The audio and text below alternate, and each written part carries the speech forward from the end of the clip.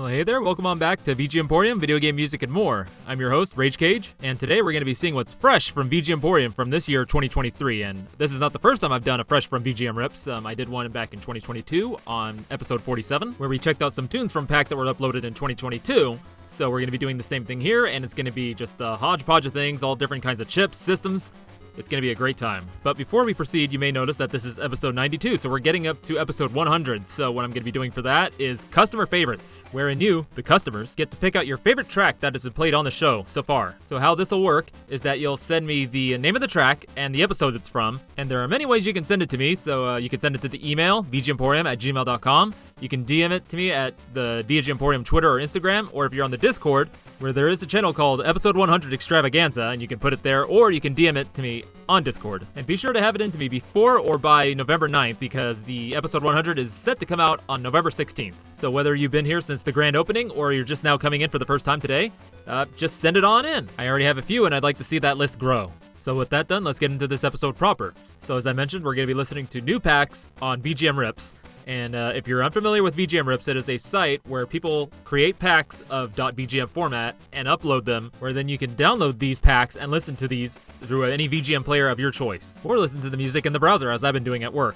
And there are many sound chips covered in the .vgm format, as largely FM, over the years adding wavetable, PSG, and sample-based sound chips. And the number of sound chips that this format is compatible with is ever growing. And one of these sound chips happens to be the Game Boy DMG, speaking of which, the song that we came in on with was Kill All Monsters, Dungeon Quest VGM, from Cave Noire, released on the Game Boy, composed by Shinji Tasaka and Yoshiyuki Hagiwara, and this pack was ripped by RN22. It was uploaded May 18th, 2023. And so this game, Cave Noire, developed and published by Konami, released in 1991, it is considered in retrospect as the first console roguelike, preceding Chunsoft's Torneko no Taiboken Fushigi no Dungeon, or Talon's Great Adventure Mystery Dungeon, by 2 years, though it did not make as big an impact as the first Mystery Dungeon game, which went on to go make its own series. But that does not mean that it was not received well. The reactions to it were pretty positive, and is actually considered a perfect game for the Game Boy because of how it's formatted. So instead of having one long dungeon that you go through, it breaks it up into 4 different dungeons, and each one has its own quest, and the movement is tile-based, so you make a move,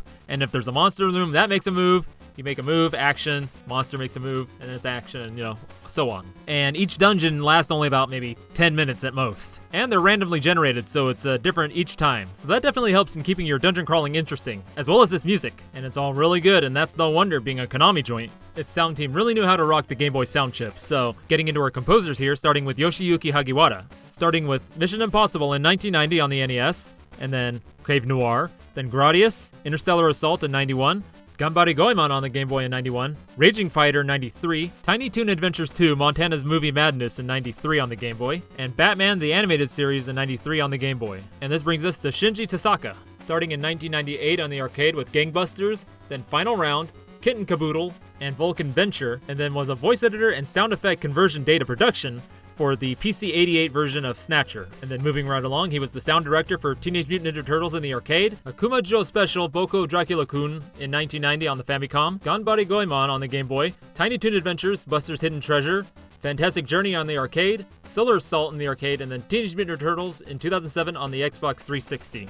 So now, getting into our next track, we're getting into Feeling Like Pendulum from Marginal Points, composed by Kyohei Noma, though I see it also credited as Kyoko Namo, and Reina Usagi, and the pack was ripped by Korak and uploaded on September 3rd of 2023.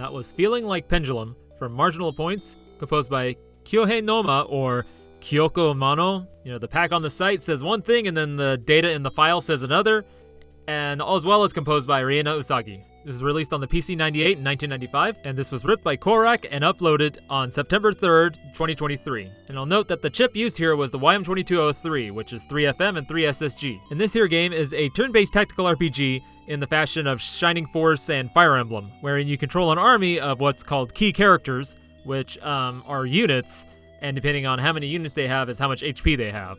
And you know, this seems to be like pretty standard fare for a tactical RPG, but the big thing here is that majority of the main characters are all cute girls, so that in combination with being on the NEC PC, it is an eroge, or erotic game. But in comparison to some of the things I've seen on this system, it's pretty vanilla tame. So this one, it doesn't go into the adult section in the back, this one will just be like on a higher shelf someplace in the store. So now for the composers, I unfortunately could not find any other information on them other than this game, but listening to their work on this soundtrack, this is definitely not their first rodeo. And the range of styles in this soundtrack is pretty surprising. So it can range from anywhere from like, you know, standard RPG fare to some really high energy stuff, cutesy stuff.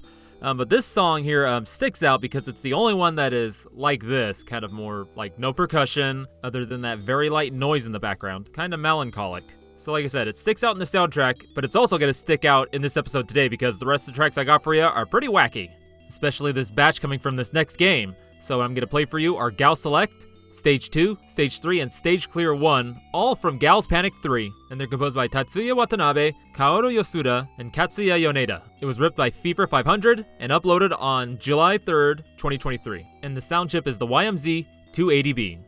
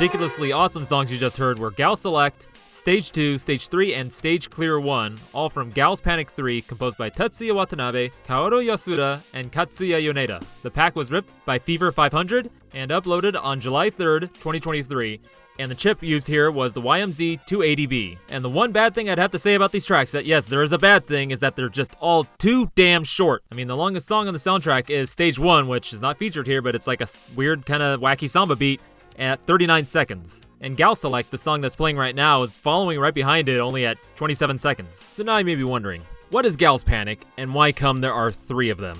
Well, first let me explain the what. It is an arcade game where you choose a girl, and then you have to clear the screen with lines, so you have like this little thing that's kind of go around, and you have to block off sections of the thing that's covering the image beneath, and you gotta clear out about 80%. You want to do it too fast, otherwise they're gonna say you suck, you don't get an image, but if you do it too slow, they become some kind of icky thing. All kinds of different icky things. So here's what you want to do. You want to be able to get the highest score while also clearing it in just a reasonable amount of time. And what your reward is a cute girl. But don't think it's too easy, because there's all kinds of baddies trying to stop you.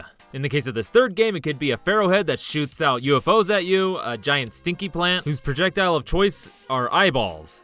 So definitely an odd series of games. So yeah, there's the first one released in 90, the second one released in 93, and then third one released in 95. With each iteration improving the visuals, but most importantly the sound. With Gal Select, of course, being the absolute jam.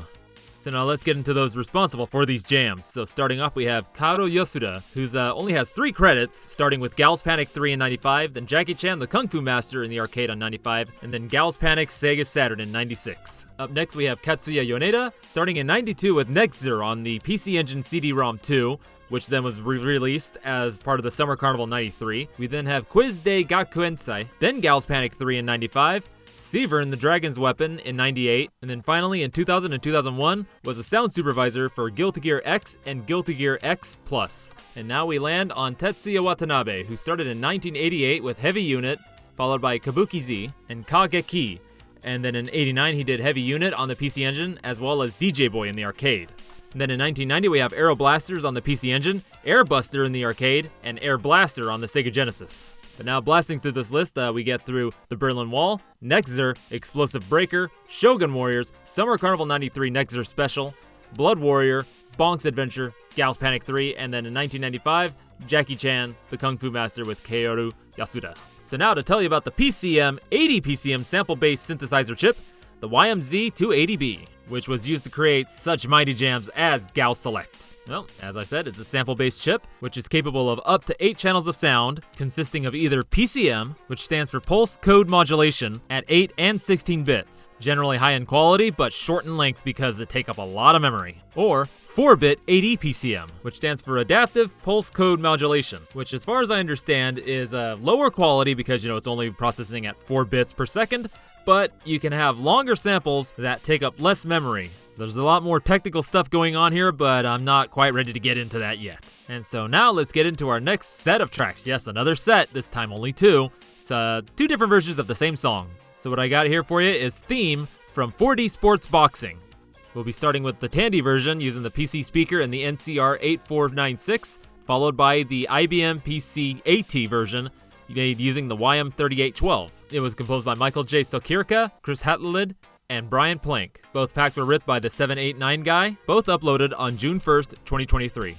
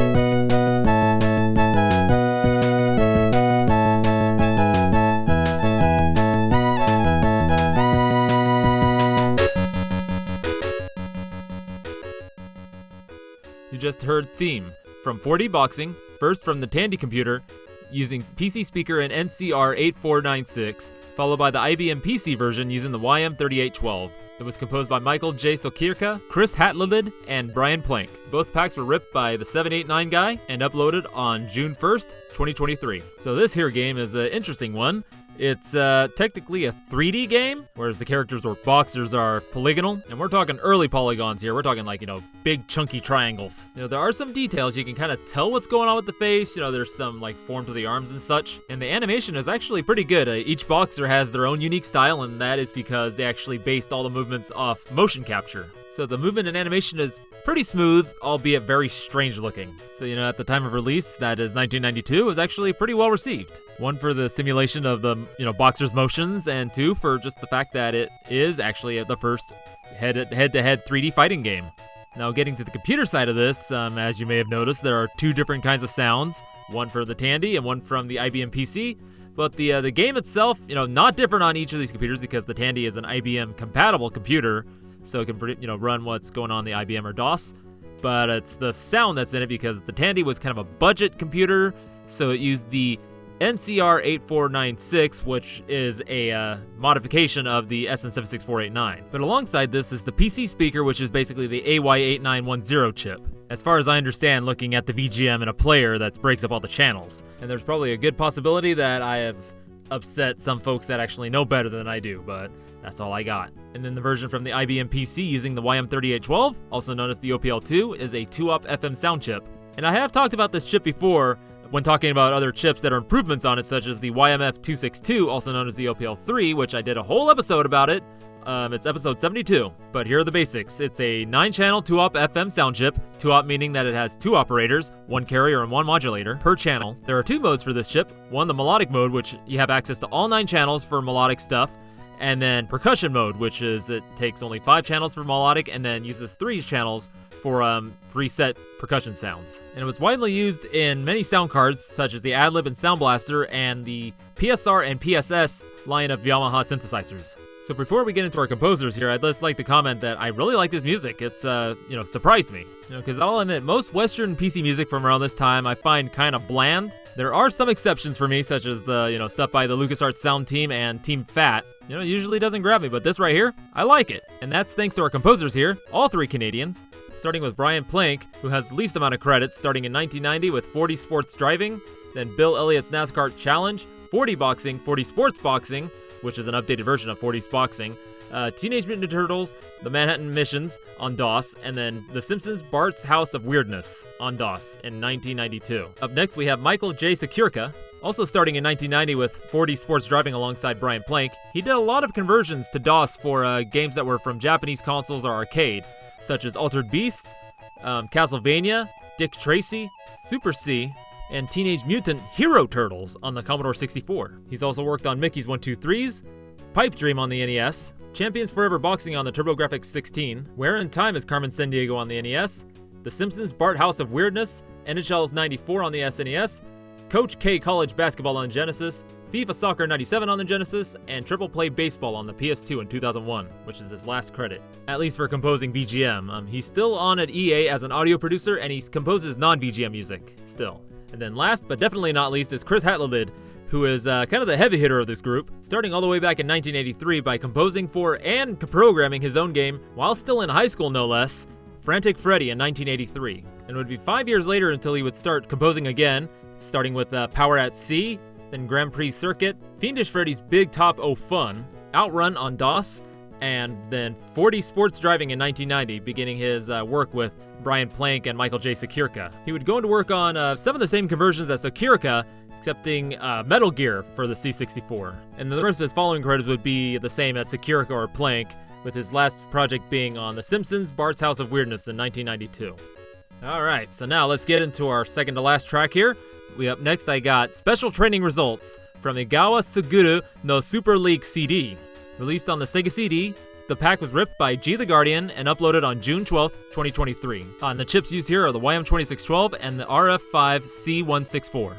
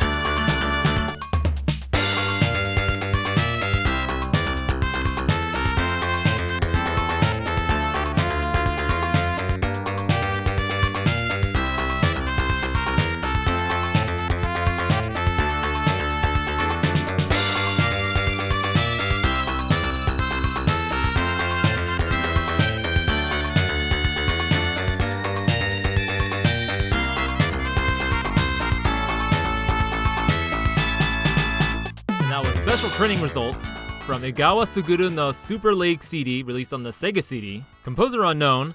This pack was ripped by G the Guardian and uploaded on June 12th, 2023. And again, the chips used here are the YM2612 and the RF5C164. And this is another example that sports games developed in Japan have just some of the best music. And all the music in this soundtrack, for the most part, is really good, albeit really short. You know, this song is only sitting at a minute, and that's beat by the standard results BGM at 1 minute and 9 seconds. But in the case of this song, it's just right. So now you probably wouldn't be able to tell what kind of game this is by the title. It's another baseball game. There's not really much to explain. But one thing I may be able to explain is you're maybe wondering, sound chips? But isn't Sega CD just Red Book Audio? And then some of you are probably asking, Red Book Audio? What's that? And that's a story for another day. But for the most part, yes, games on the Sega CD use the CD quality Red Book Audio, which is basically just CD tracks that could be played on a CD player as well. And they're just like really, high quality music. So yes, the Sega CD did implement sound chips using the YM2612 and the SN76489 that is from the Sega Genesis, because the Sega CD or Mega CD was originally a peripheral for these consoles, and then its own dedicated sound chip, that being the Ricoh RF5C164 PCM sound chip. So like the YMZ280B that we talked about earlier, it does sample playback. It has 8 channels of it, though it's not as robust, and the sample playback is not as high quality as the SPC700, which is the SNES's sound chip. But that doesn't stop it from sounding good. So to break down what's happening here, the bass and the chords are done using the YM2612, and then of course, the horn, all the percussion, and those strings that come in partway are done using the Ricoh chip. And the cool thing about the percussion is not just limited to 1 or 2 channels here, they're using 4 channels for the percussion, so one for the kick, one for the snare and that little tingy sound, one for like the cowbell rhythm in there and the toms, and then one for the hi-hats. And it kind of has like this samba rhythm going on. So before we move on, I'd like to say that if you'd like to know more about the Sega CD's chiptune capabilities and just all the different ways that it's used throughout different games on the console, there's an episode of the VG Embassy that just came out all about it. I just listened to it today. It's Tuesday today, and I really enjoyed it. The host Ed Wilson, definitely has a real love for this underdog peripheral, and it shows in his talking about the music. A little funny thing here is that he does play his track from this game, though it's not the same one, thankfully. The one he plays is the BGM1A.